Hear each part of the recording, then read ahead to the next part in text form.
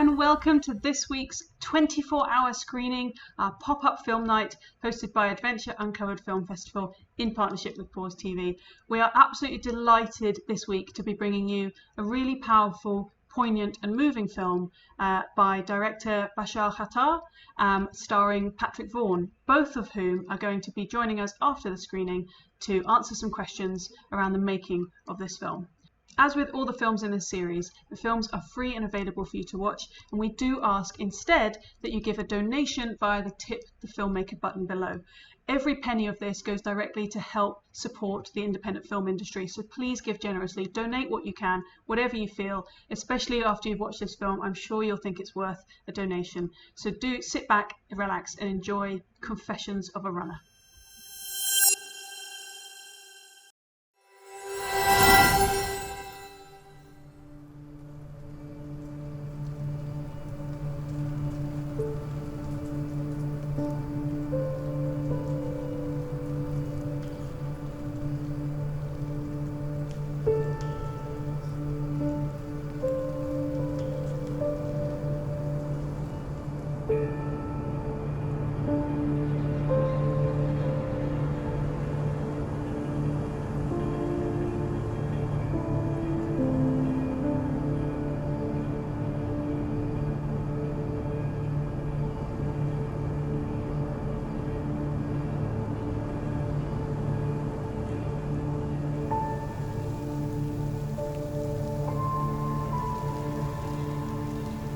The time that I spend in the mountains is it's like a religious experience for me. It's brought a certain discipline and a way to connect with the universe and to bond with other people. There's just something that I find really therapeutic about it. It's healed me from at least 2 or 3 different things that weren't right in my life.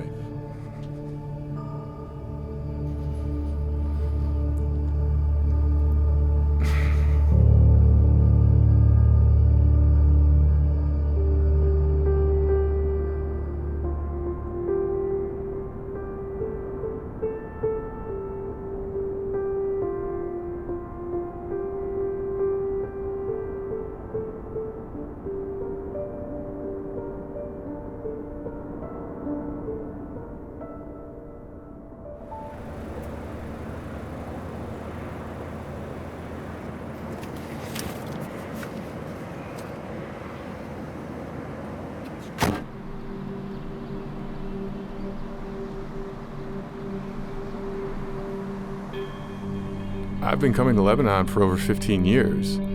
I was married to a Lebanese woman for a long time. We have 2 beautiful children. We used to visit here every summer. I got married here, the kids were christened here.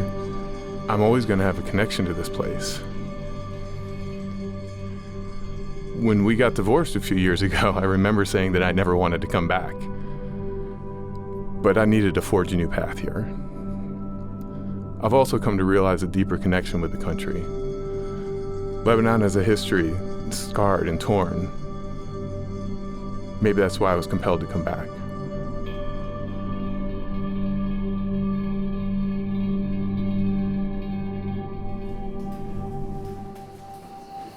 Originally, I grew up in New York State, upstate New York, in the sort of more remote part of the state that most people don't know exists. Spent a lot of time hiking and backpacking when I was younger. Haven't really been, up until the last couple of years, I had gotten away from doing outdoor activities, and really just probably the last 2 or 3 years got really into, spending time back in nature again. Shocked to be sitting here tonight, getting ready to do it tomorrow after the last 6 or 7 months of talking about it and thinking about it and planning it.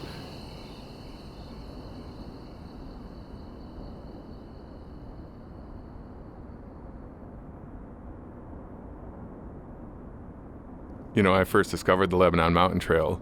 I quickly realized how challenging it was.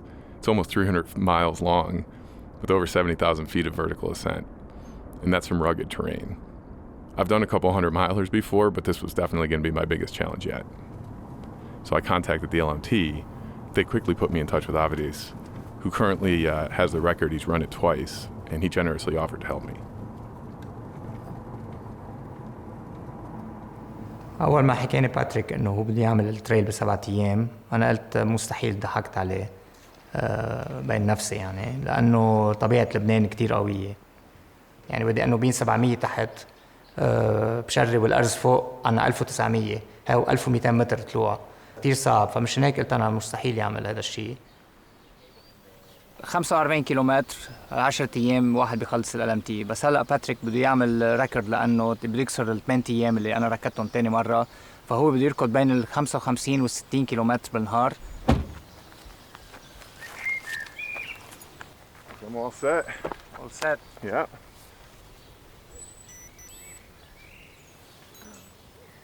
Let's do it.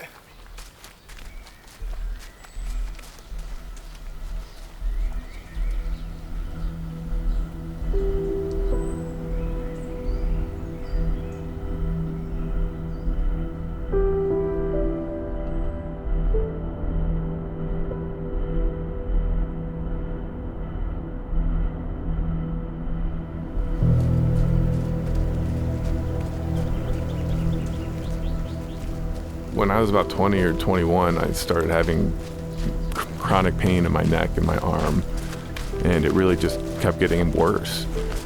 It eventually got to the point where I was losing circulation and waking up several times a night with my arm completely numb and my hand blue.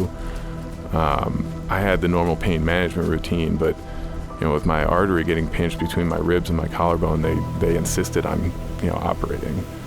I had 2 ribs removed and then a disc fusion, and I was still in pain. I spent most of my 20s and 30s basically doing nothing.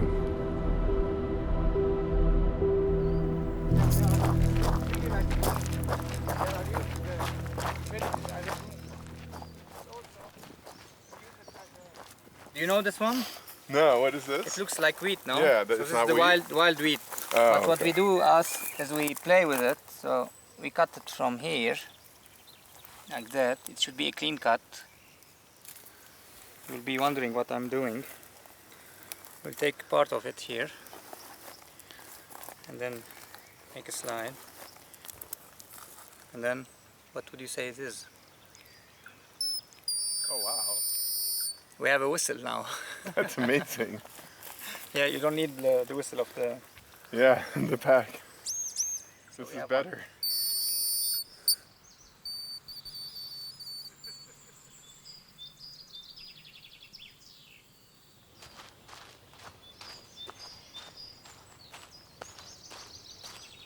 تفضلوا جيب مخان نروح هنا. غلط شوي يعني. مغلط انت مغلط. شي كيلومترين بس. صح. Long, hard day. I can't believe that it took almost 15 hours to go 40 miles today, but navigation was tough and we did a little bit of extra distance, but I feel really good about it actually.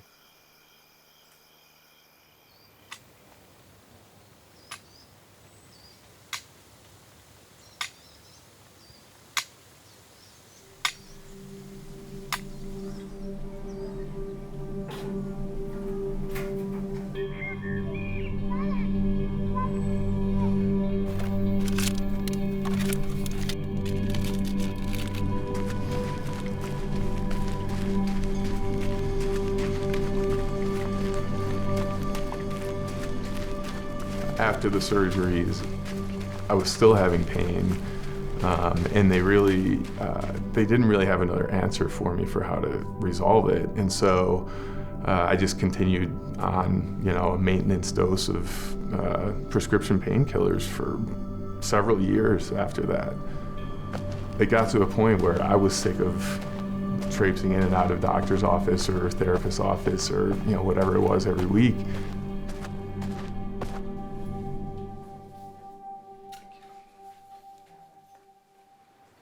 Very hot. These climbs are brutal. Oh, stomach's been bothering me, slowing me down. Yeah. Do you need your protein?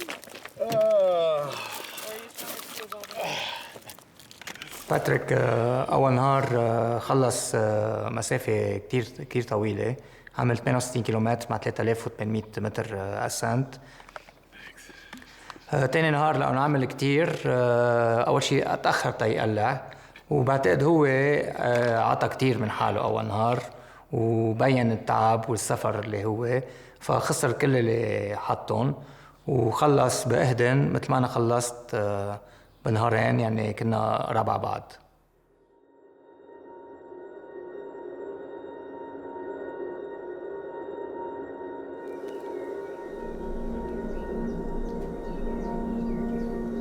It's a really difficult trail. I mean, there's a lot of steep, rocky terrain. You're climbing uphill and it's very slow. And when you're coming down, it's a lot of pressure on your knees and it's hard on your quads. It's really difficult to navigate through that loose rock.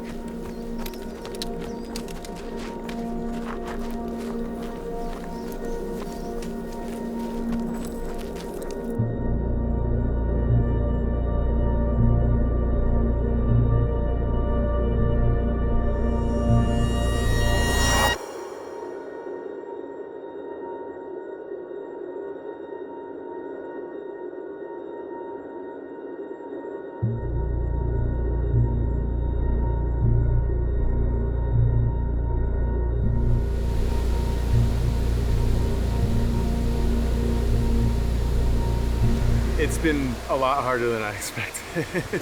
Even when I have the GPS and I know I'm on the right course, I constantly am not able to see the next blaze or going up or down the wrong direction. And it's really frustrating to have to do a bunch of extra vertical or a bunch of extra, just even distance. Getting ready to go do probably a 4,000 foot ascent up to the top of the mountain here.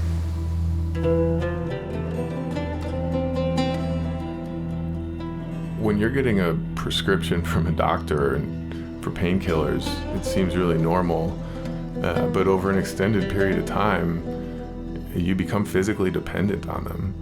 You eventually need more and more to just get the same relief that you started out with. I think things really turned the corner when I was embarrassed to go to my doctor and ask for more pills. And I turned to buying them on the street. And things snowball really quickly when you enter that world. It's a very easy transition from prescription OxyContin to street heroin.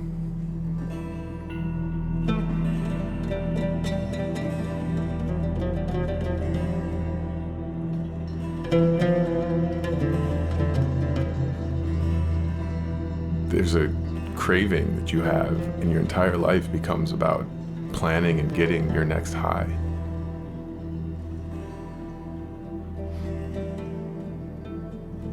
It became easier to just spend 6 months detoxing alone in my room than continuing to do what I was doing, which at that point was trying to kill myself. I didn't tell anybody else what I was going through. And even when I told my family, I never told them the full extent of it.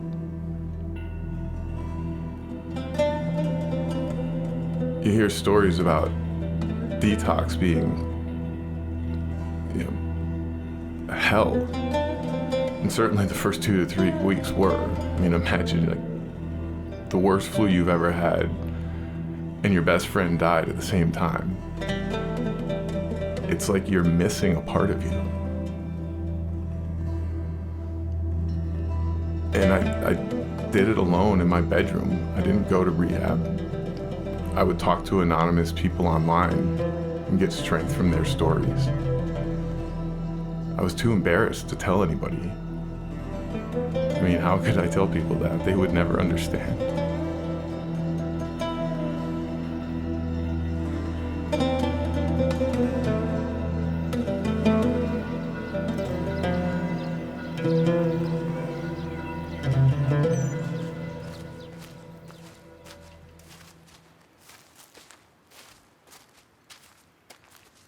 Oh, long day.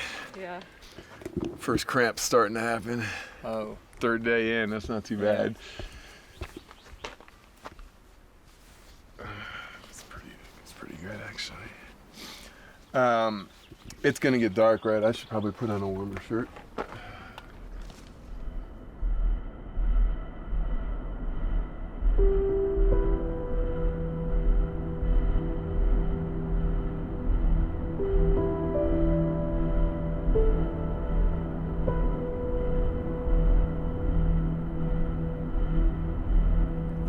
I was still taking prescription painkillers and, heroin when my kids were born.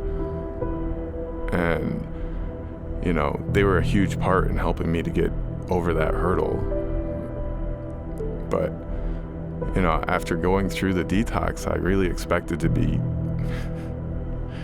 be happy or something. What I found was a little bit, just that I had numbed myself to a lot of things for a long time, and I had to face them.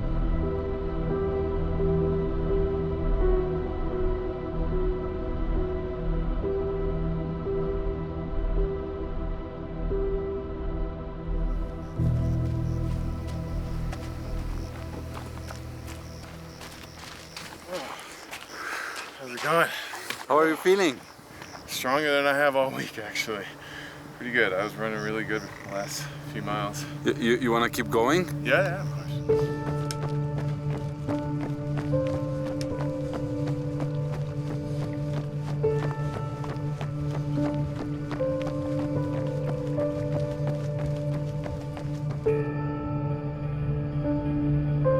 I've always tried to, I've always sort of said I didn't have that, rock bottom. A lot of people say they had to have this rock bottom moment when you're doing things that you would never do. When you're lying to people,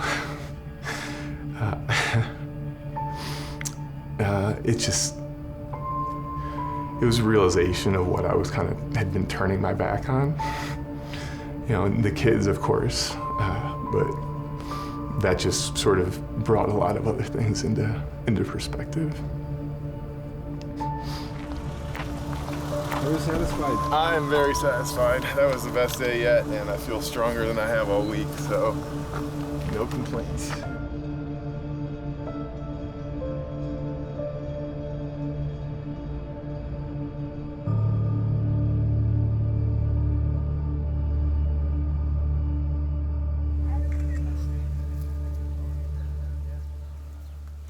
All right, let's do this. Day 6. Feeling good. 40 miles or so. About 5 a.m. It's the earliest start yet, so I'm pretty happy about that. Off we go. Go, Patrick!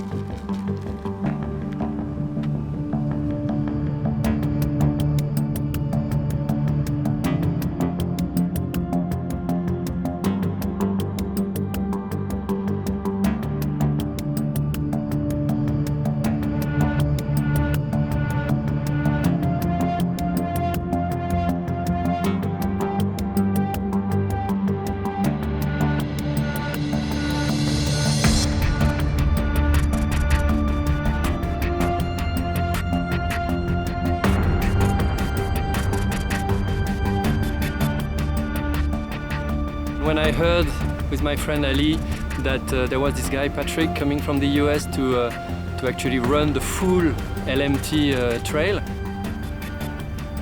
well, I thought that was a great opportunity to join him, could give him a little bit of support because I know how hard it is. Oh my God. It's fantastic. I've had almost 25 miles already. Record? That's the record by 5 miles probably for 2 p.m. We're not catching you. No, it's good. Yeah. I feel stronger. لي الشرف انه لاقي لباتريك تا اركض هال 20 قررنا نركض 20 30 كيلومتر معه. It was difficult, always ahead. I've got a perfect definition of his back. That's perfect. I can see that. It's tough to follow him. And he has much more kilometers or miles in the legs than I do. So, challenge. going on? It's hot. That's what's going on. Struggling in the middle of the day, as always. Having pain in my left foot. But that's most of the elevation for today, right? Still have 25k, 21k to Jazim. And the up and down is another 16.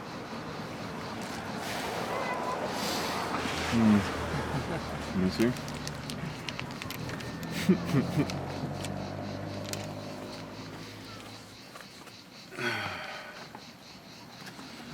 I'm ready for it. Just trying to pace myself.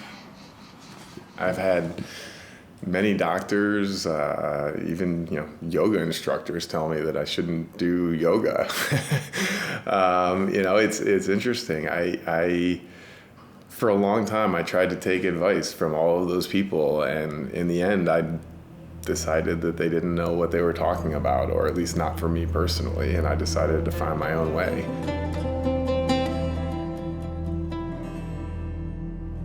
Alone or not, it doesn't really matter. When I'm out there, I feel something that I don't feel anywhere else. It's that time where you're in amazement of what you're seeing around you, and it's not something that a person went out and built, and it's not something that you have any control over. Frankly, it's bigger than you, and it really puts your place in the universe into perspective.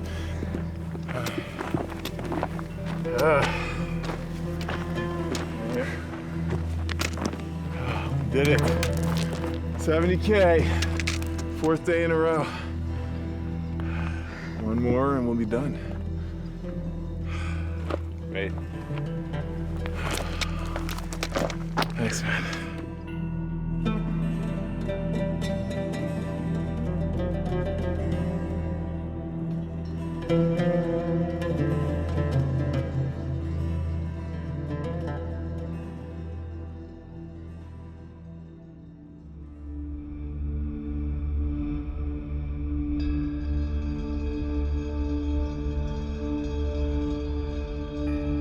اليوم 7 نهار. باتريك عنده 85 كيلومتر، أطول مسافة لهلأ، وكمان الدرب منه كتير واضح، مضطر يكون معه الجي بي اس، وإذا بده ياخد وقت معه كتير يمكن يفوت بالليل، يركض بالليل كمان، فالتشالنج كبير. Today, I'm not waiting for anyone to I'm in a race today. I want to get it done. So, unless I'm having trouble navigating.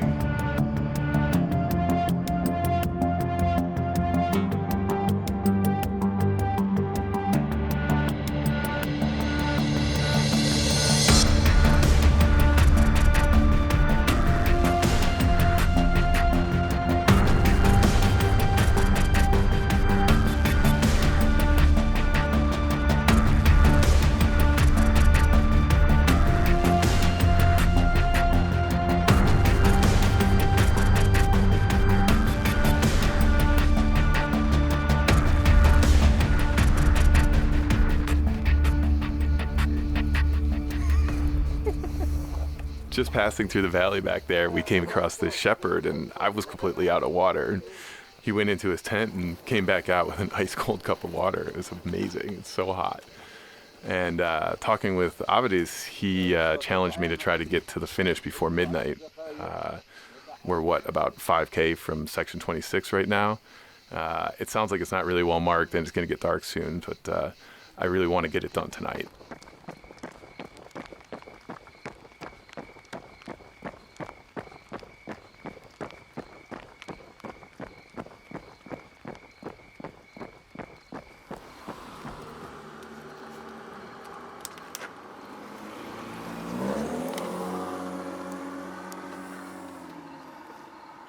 If you want to hear one of the numbers I've been given, it doesn't mean anything. Okay. How far is it? Well, I think 6K, so less than 4 miles. How many? 6K is what I've been told. How is it? That might change. Because What? this Now section there's is 10 6? miles, right? Another 6. I'll have over 50 miles today. I'm supposed to be 42. That way? Really? Yeah. No, really? Yeah, seriously. Look. No, I'm really pissed off right now.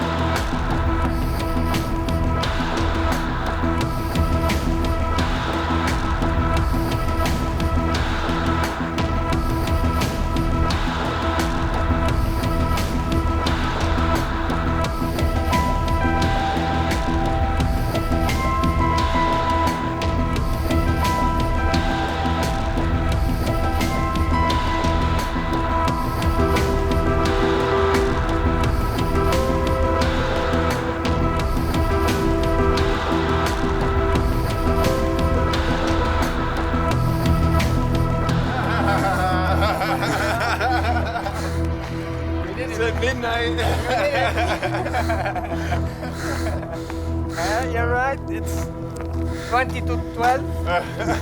We have only 500 meters. I can't believe we're here. I can't believe we're here.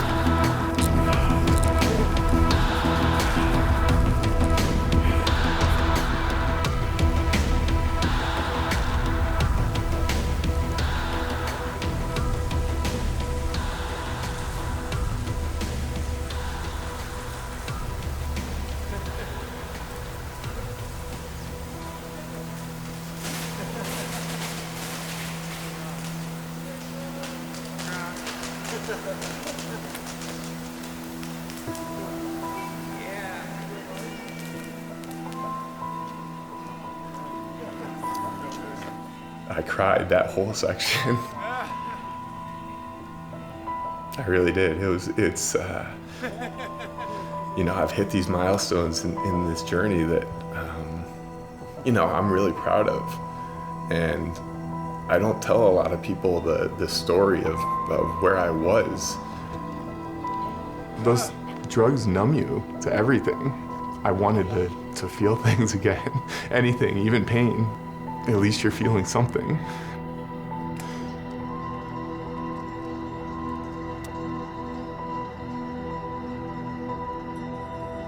Just thinking how happy it makes me just to be out there and alone in a foreign country, miles from anybody.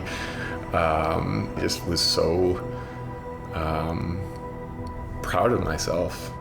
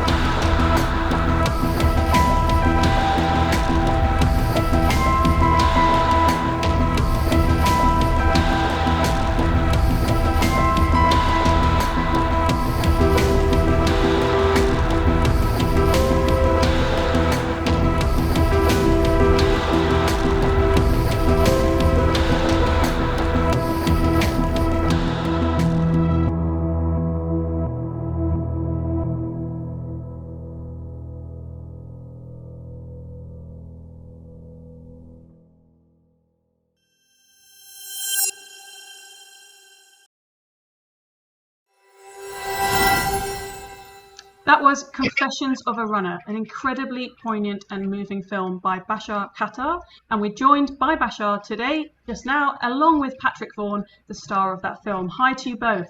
Hey, how's it going? Thank you so much for joining us. Just another reminder, guys, that Pause TV is a fantastic platform where you can directly support independent film. That's the production of independent film, as well as the presentation, to be able to bring it to audiences really accessibly. So do please support the filmmakers. If you really enjoyed that film, click the button, tip the filmmaker below, pay whatever you can, pay what you think it's worth. If that was $1 million film for you, pay us $1 million. All the money raised does go to support independent film production and presentation, and it's really, really valuable. So do please give what you can, give generously. So without further ado, I'd love to start by talking to you, Bachar, about the making of this film. It's almost an odyssey, even though it's only 7 days. This really feels like such a deep journey, perhaps because of the personal story as well, and the sort of history that we learn about Patrick. One thing I wanted to start off asking you is that you yourself are not a runner. You're not an ultra runner. You're a filmmaker. No, I'm not. So yes. How did you get to decide to make this film? Why running? Why ultra running? Was it that you wanted to make a film about running and then you met Patrick, or was it Patrick's story that you wanted to show through the journey? Tell us about kind of how you came to it. Well, hello all, and thank you for being here. I'm currently now in Beirut, Lebanon, joining this call, and it's such an honor to be with you. I just want to say that before I've studied filmmaking, and I've been filming all types of projects, from documentaries to fiction, but I never really directed my own. And I never really thought that I would get to a time that I really want to tell a story until I have so much experience. And I always postpone it till later. And it just happened that I filmed the guy who ran the Lebanon Trail before, and I did a very short 3-minute video, I guess. And this was basically what I was good at, like being a videographer. And when Patrick came, I didn't know him at all. And I just joined in the car the day we were going to, the day before the run. I just jumped in the car. I was sitting in the back. I had my camera. We didn't know each other. And I started to get to know him through the camera. And honestly, there's something attracted me about him, is that being behind the camera, you really want someone to be good in front of the camera. And I'm not someone who's good in front of the camera at all. So feeling this confidence that Patrick had really gave me confidence to keep shooting. And I kept shooting all the time. And just getting the story short, I ended up starting to edit from the first day. And I already have 7 minutes from the first day.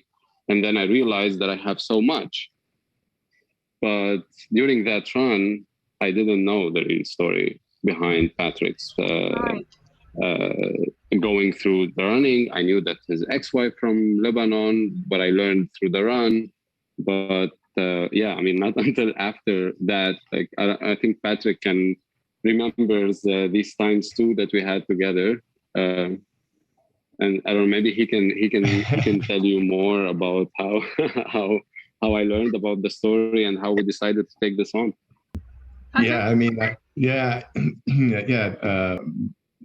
During the run, I was not expecting that we were making a film or anything. Bachar sort of last minute, it was decided that he would come along, so that I thought I would have a home video of the run to take. And so over the course of the week, he was very clearly shooting a lot and was much more professional about it than I sort of had anticipated that he would be. And he was asking me questions every single night, why are you running? What, just sort of, grilling me. And I was at that time, I didn't tell anybody the story. It was it was my secret. Even though I was there, and accomplished ultra runner at that point, I still didn't really tell more than a handful of close friends the story. And so I kind of danced around it, and I gave them half answers, or the sort of standard vague answers that I used with people. And it was over the course of the week, we just became closer and closer friends. And then when it was all said and done, I stayed with him in Beirut for a few days after the run. And we were having drinks one night and I sort of told him the full story, and that sort of kicked off this whole other incredible effort on his side that turned into multiple years of, incremental steps and finding funding and, turning it into the amazing, film that you see. Oh, fantastic. And so lucky that he did, because the final product is such an incredible story. So that's amazing to me. I would have had no idea, and I don't think the audience would know, watching this, that going into it, neither of you expected that story to come out. Not only, Bashar, did you not know that story, but even Patrick, it seems that you weren't expecting to be confessing title. So Patrick, then first, I was going to ask you about, you mention a lot throughout the film about that you did this on your own, that you'd never told anyone, this was a secret, this was shameful. You use the word embarrassed. The title is Confessions. And you talk about that. You've gone through all of this pain and suffering and addiction and then healing and recovery by yourself. So why share it now? Why go public with this film and sort of open up when you hadn't even told your wife or children? So the fact that you weren't even expecting to do that as well makes it even more surprising. Were you, after this film, sort of suddenly thinking, oh, I've let the cat out of the bag and I can't put it back in, and what happens when people see this? Or were you relieved? What was that feeling like when you knew that your story is now on film and going to be out there? Well, I would say very quickly, I felt comfortable that if I told Bashar I didn't want any aspect of it on the film, on camera or, in the film, that he would respect that. So that I was totally comfortable with that. And it was incremental steps. I didn't, in the beginning, I was still sort of not telling the entire full story. And as I became more comfortable, I told more of it. And really, I sort of went there thinking I was going to, this was my sort of like, okay, I've beat everything and I've, and I've done it. And really, I over that run, I also realized that I hadn't really gotten over it, and sort of telling the story was the last piece of the puzzle. And then I really, and I very adamantly, if it helps one person out there, that became the full motivation for me to share it, really. Absolutely. I couldn't agree more. I think with some of the films that we've seen, and our audience will know from previous years of Adventure Uncovered, we've touched on some very emotive subjects around addiction, around mental health, around different traumas that people have found healing and redemption through all sorts of different outdoor activities, whether it's trail running in this case, or wild swimming or climbing.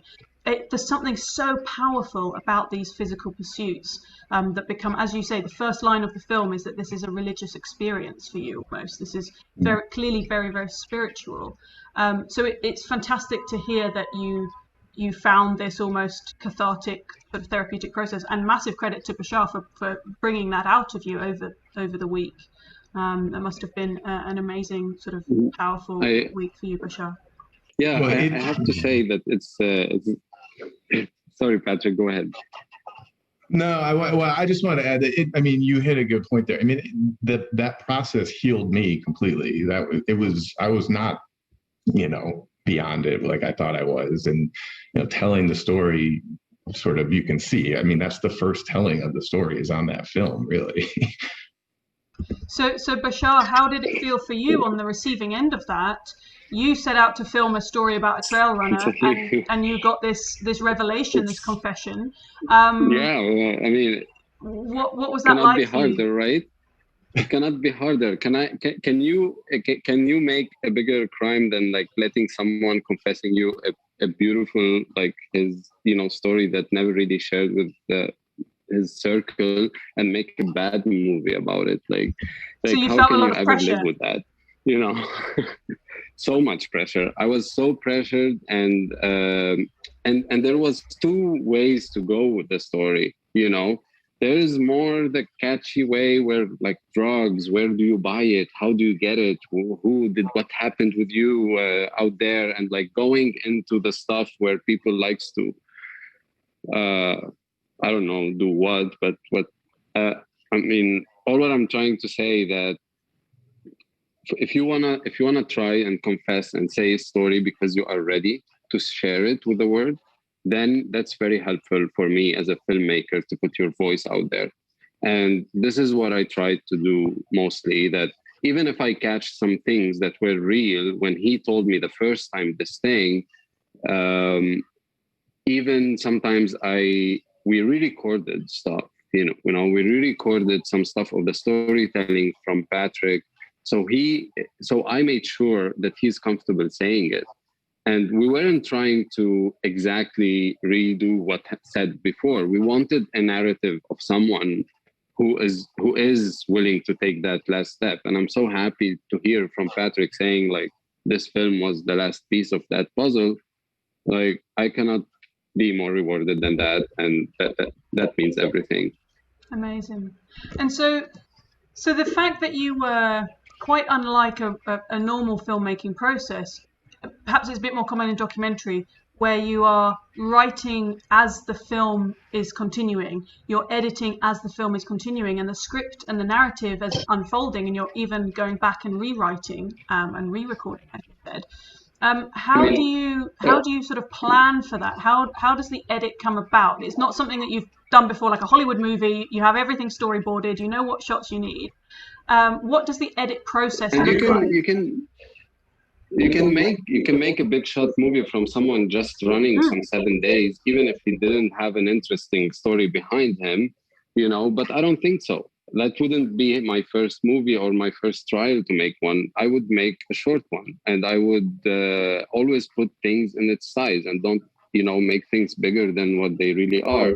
And like the movie of Patrick is 29 minutes, which I believe it can be longer than this, but I also wanted to respect people's time. How do you decide what to put in and what to leave out? And how do you structure it after the fact? So as a filmmaker myself, I'm the same. I've made films that, could easily, I think, be an hour, 2 hours long, and you have to cut them down to, 30, 40 minutes or shorter.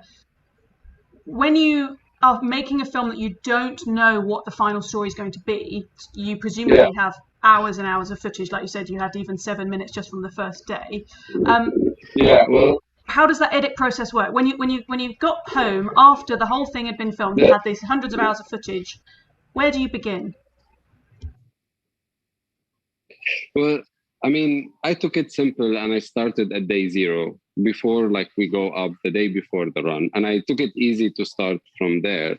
And then I followed the run heartbeat. And the run heartbeat that he had until the end, it looks like a movie heartbeat, because the pressure was in the beginning. It's where I want to catch you and where I want to catch your attention with the story. And I have to show you the problem until you get to the middle, where you get to the peaks of it, where he gets in his run around 250 kilometers, and where he arrives in the last 120, 130 kilometers left in the run.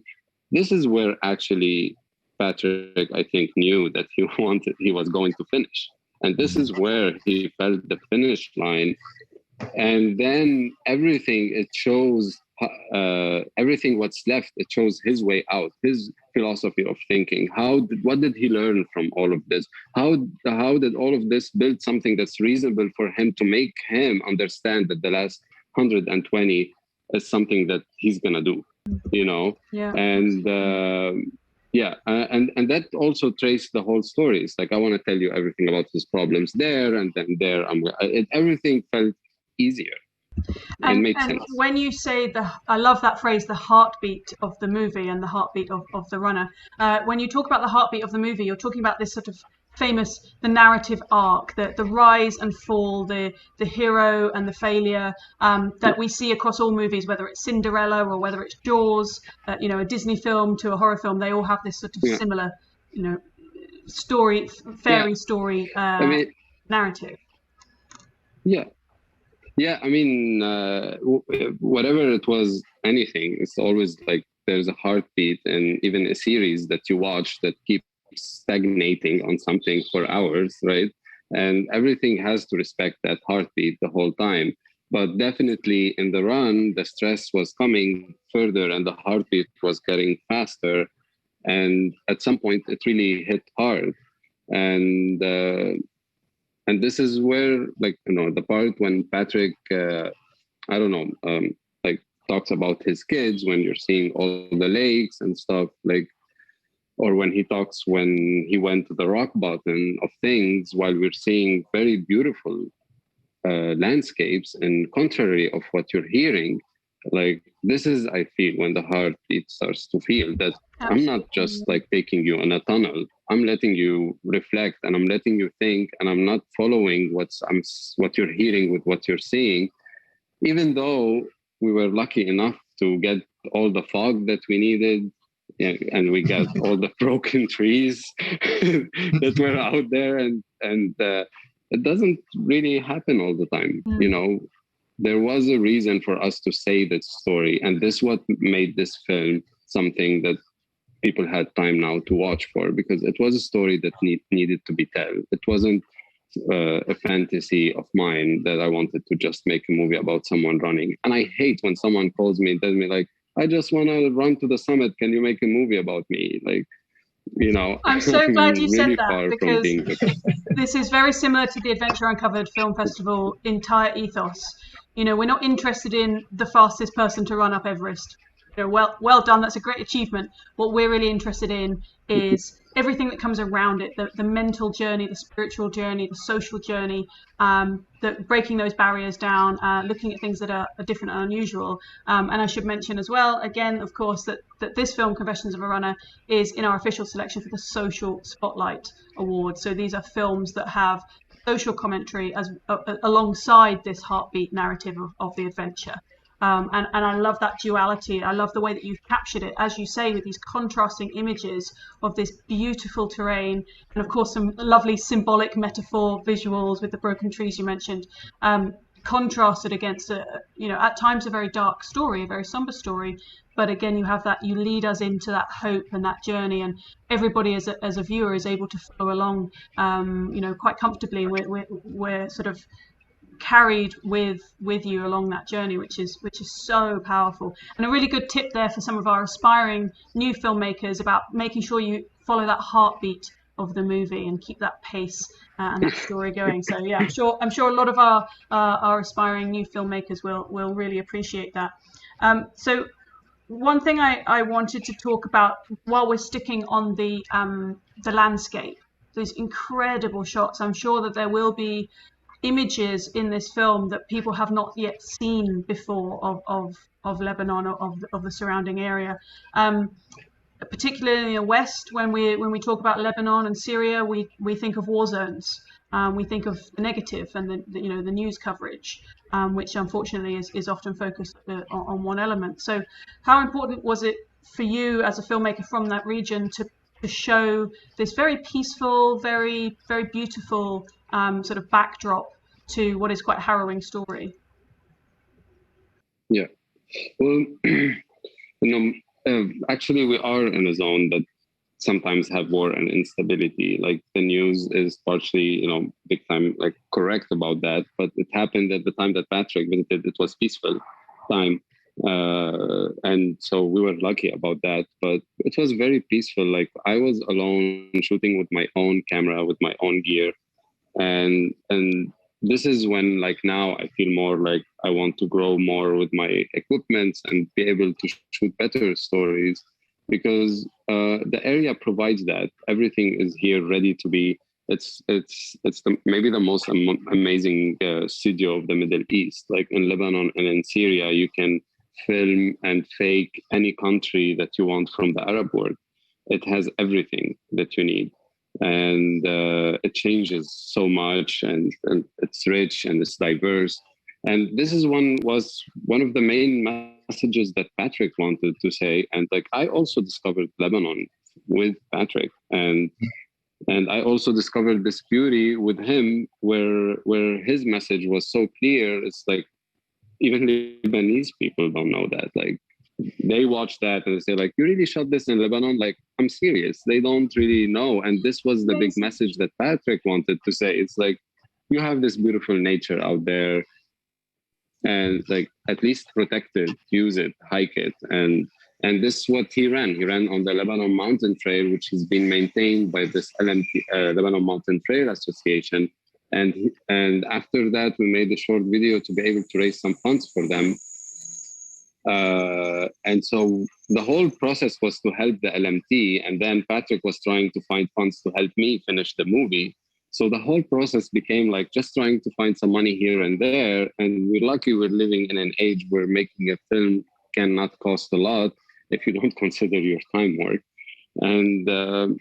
But it's doable. And, you know, we made it so far. And from that movie, we made it our own production house for outdoor films. And we're not looking to make like short videos here and there or whatever. We're just looking for, you know, other inspiring stories. And now I think that's what we want to do, you know.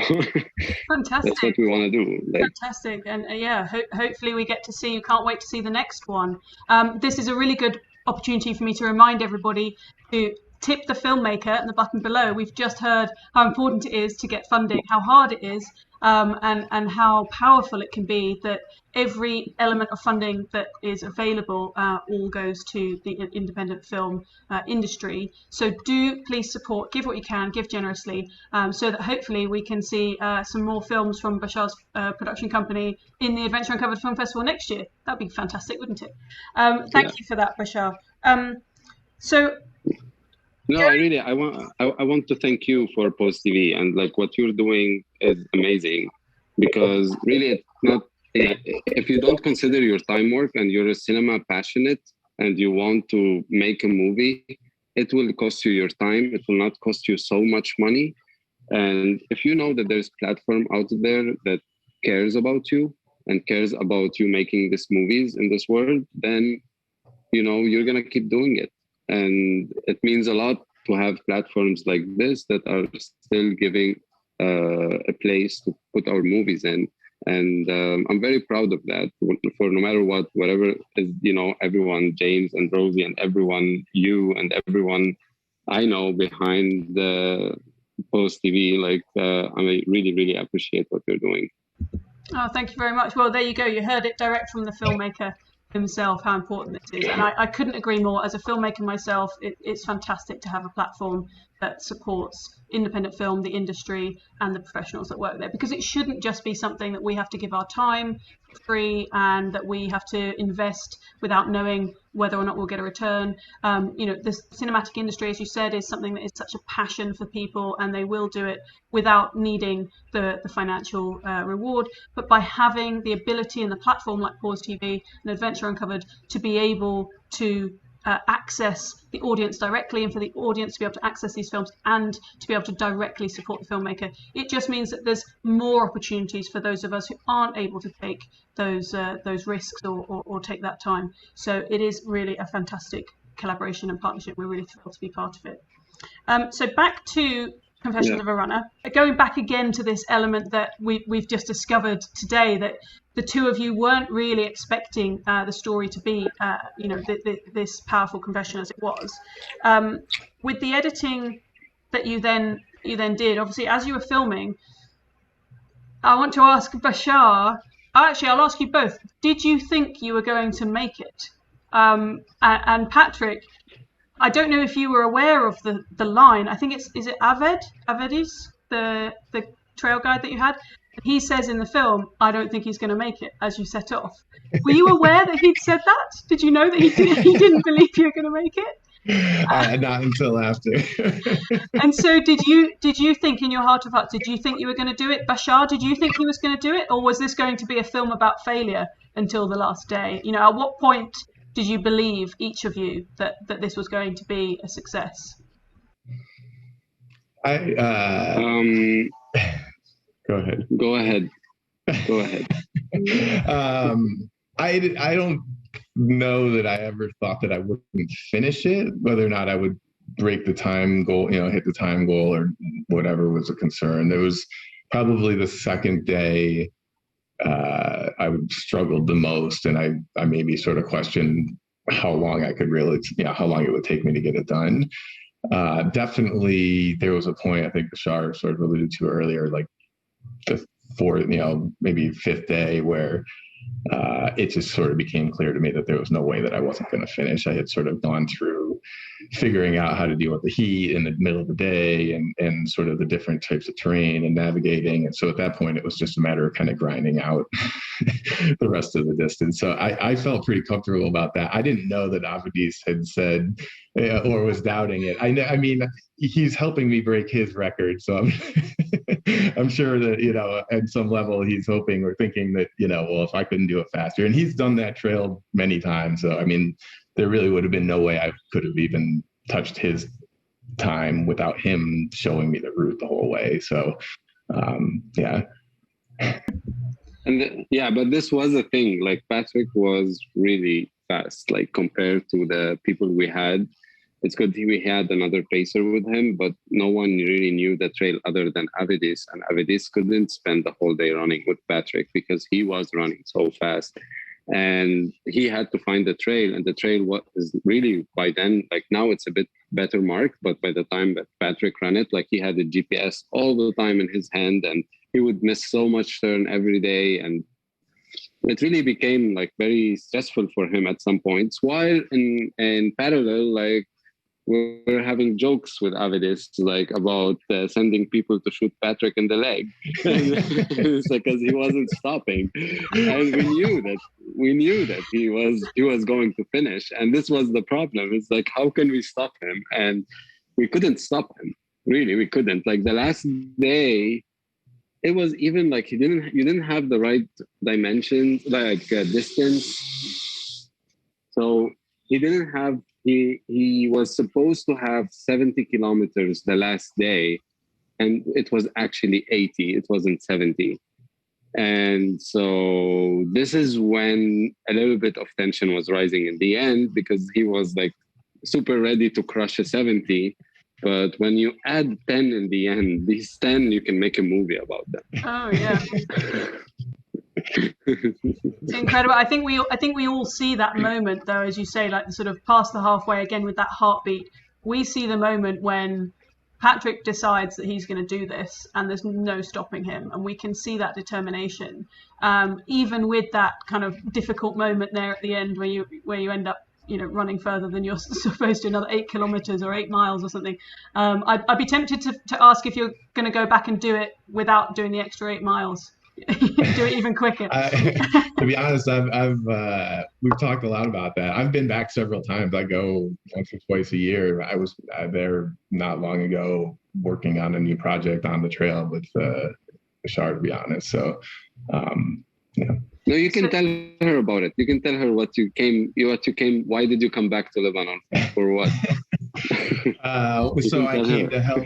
So another one of the characters in the film, Ali, that ran with me on some of the trail. When I finished the run and spent a lot of time and sort of connected with him, I told him that he needed to break my record, you know, as soon as he was ready to. And different obstacles and challenges the last few years, but over the past spring, Ali and one of his other running partners completed the trail and broke my record. So I was there with Bachar and a team filming it, and that's sort of the next project that we're working on. Oh, that's fantastic! So we're going to have a sequel. Yeah. Amazing, absolutely amazing. It's not a sequel. Yeah, I mean, no. It's not a sequel, but you know, this is the beauty of it. That, you know, Ali wanted Patrick to come and to help him, and beside from the movie, and we were also going to make a movie, so it made perfect sense. I love that. But this is the spirit of the sport. Passing on the baton. You're passing on the. You know, you said you got what you needed from it, and now you're passing it on to the next person to get what they need. Well, it's great. I mean, I'm fairly active with the Lebanese trail running community, even from Washington, D.C. Incredible. So I wanted to ask you, Patrick, about, you know, this moment that we've seen where you're absolutely determined to do it. We kind of know you're going to do it no matter what. And actually, although the trail we can see is brutal and we can see is intense in the heat and running at night and getting lost and all of these sorts of things, you, in a way, you do also make it look quite easy because you're in high spirits. You know, you finish at the end of the penultimate day, and you seem to be, not out of breath. You seem to be kind of coping with it all in your stride. There's a point where you say, I've done 70 kilometers a day for 4 days. I've just got to do the same again tomorrow now. So how hard was it actually for you to do on a scale of kind of, all of the ultra trail running that you've done? How does this compare as a physical feat? We'll talk about the mental element of it in a second, but how hard is this trail actually? If I wanted to go and do it, would you advise against it? Probably, yes. It's very hard. I'm not gonna lie. I think my demeanor a lot of times makes it seem like I'm not, agonizing or in pain. And most of what you see on film is when I've arrived at my friends and there's food and water and what, so you sort of get a lot of that part of it also. Physically, it was the hardest ultra marathon-ish thing I've ever done, but I trained really. I spent a lot of time training and preparing for the physical part of it is the thing I had the most control over, frankly. And so, I spent probably 6 months or so, and I've got the ski slope that I'm able to train on, so I do repeats up and down the ski slope over and over and over again. And so from the physical challenge of the vertical ascent on the trail and the distance, I wouldn't say it was easy. It was still really hard, but I think I was ready for that. The other aspects were more of the challenge for me. That, like I said, the navigation, we joked for the first 3 days that the whole film would be about, how bad the navigation and the marking was on the trail at that point.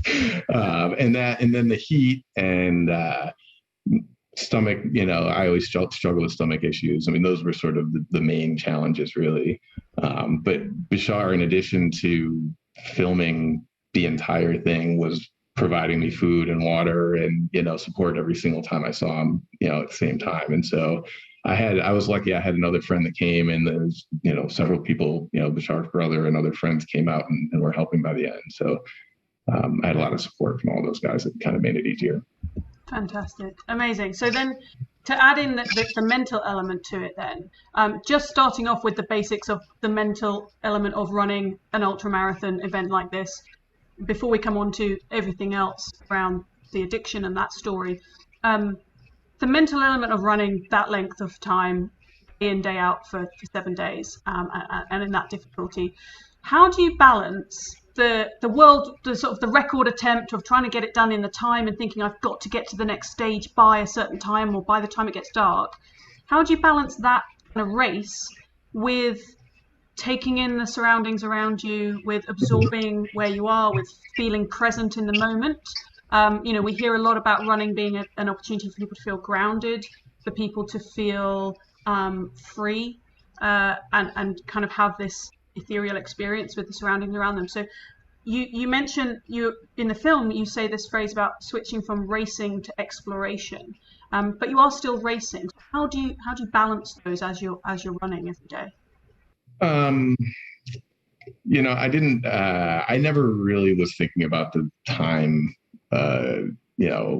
throughout that entire run, to be honest. And in any race that I do, I really typically just thinking about the next stop. So I'm trying to focus on the 5 miles or 7 miles or whatever it is. And I generally, in a race, I'm probably a lot more aware of the time, because most of the races are not long enough that you can sort of sleep during them, or stop for significant periods of time, right?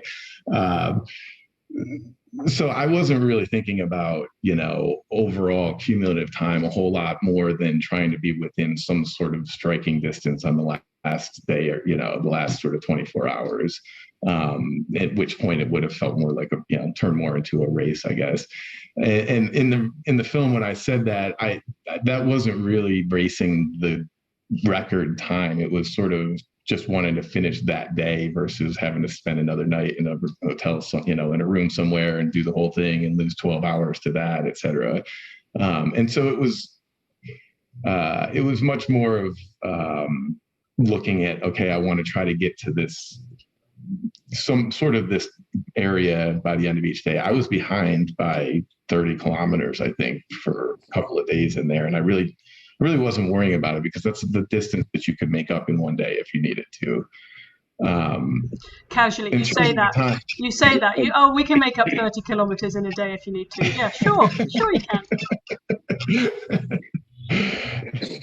And as like the first 3 days he wasn't really eating well. He doesn't really mention it, but he wasn't eating well the first 3 days because it was Ramadan and we were in the north where it's more a Muslim area. So all the stores were closed during the day. So it was even hard for me to get him cold water.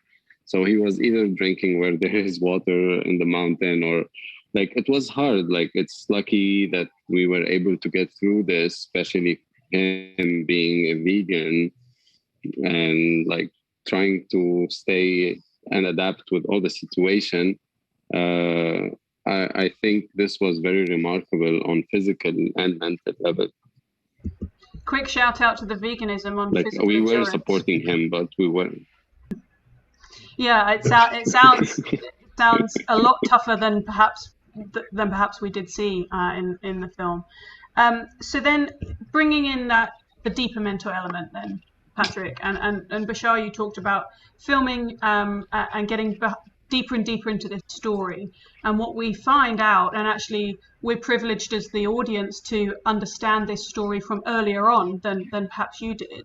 From quite early on in the film, we understand some of this motivation that starts to be revealed with some of the battles that you've had in the past, Patrick.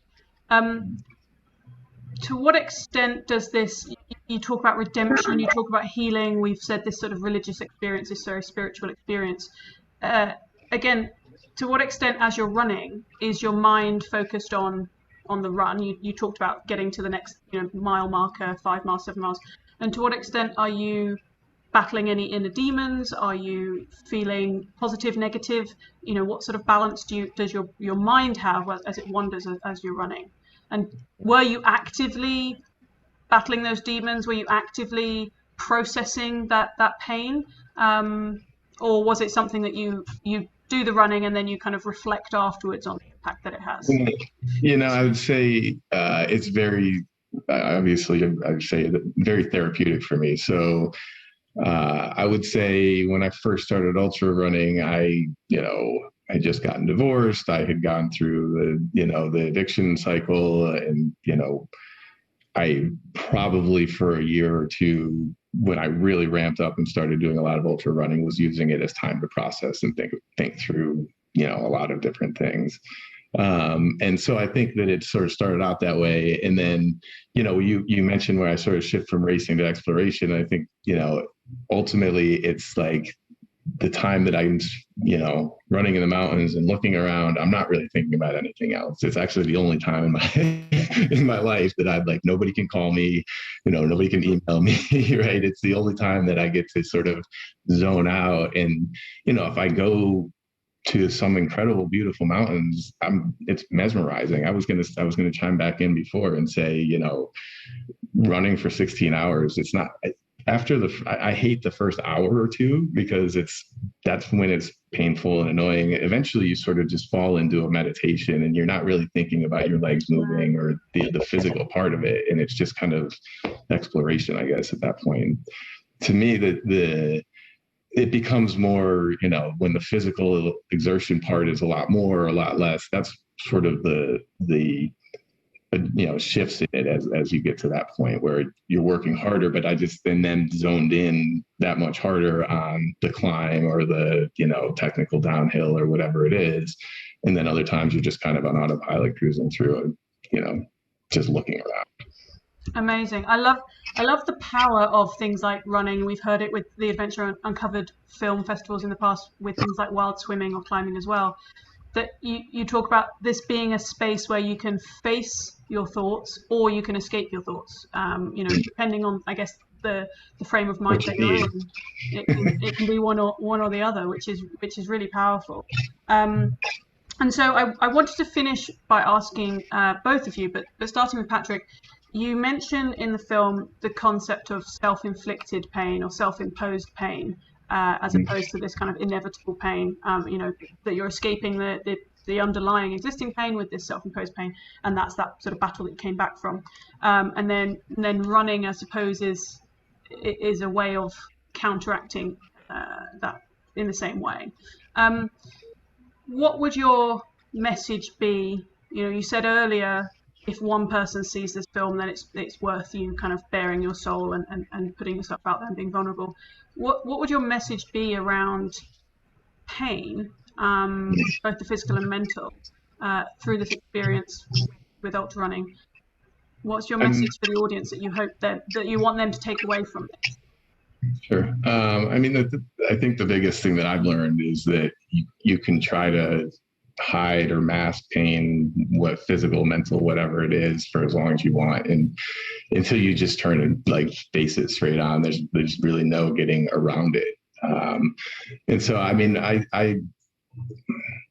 think just learning to accept your pain, deal with it, whatever that means for different people. For me, it felt too painful to try to be active, and so I just wasn't active. But ultimately, that's it's not any better. And anybody that I know has got some sort of physical pain, whatever it's caused by, I try to encourage them to try to work through the tough part of when you start out and it hurts. If you just stick with it. I didn't start out running ultra marathons.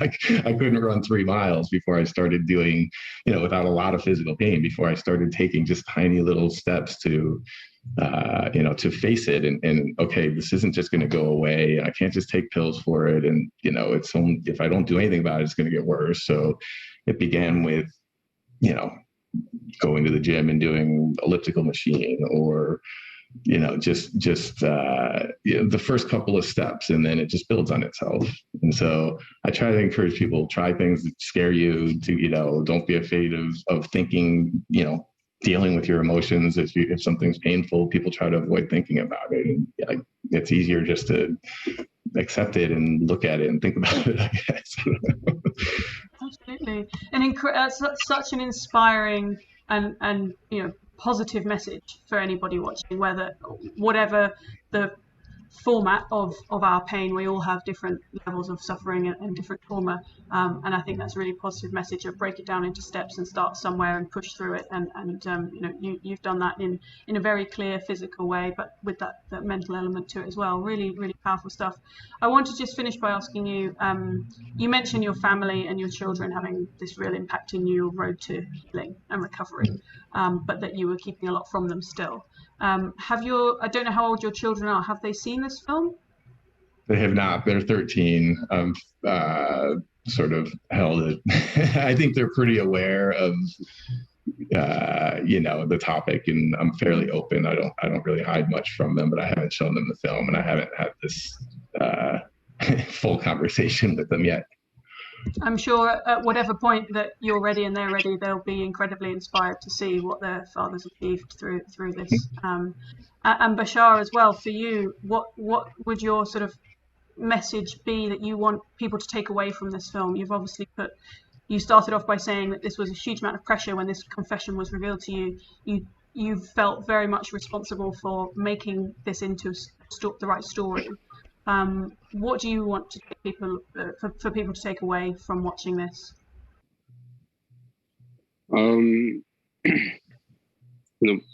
Hope. I think this is what Patrick showed. He showed hope and all it means, that wherever you are, you can still make it to the complete other side. Not just a little bit better. You can make it to the other side. It's not, the fake hope. It's real hope. And this is what he gave me too. He gave me hope that I can start making movies before I'm 50. This wasn't my plan. Amazing.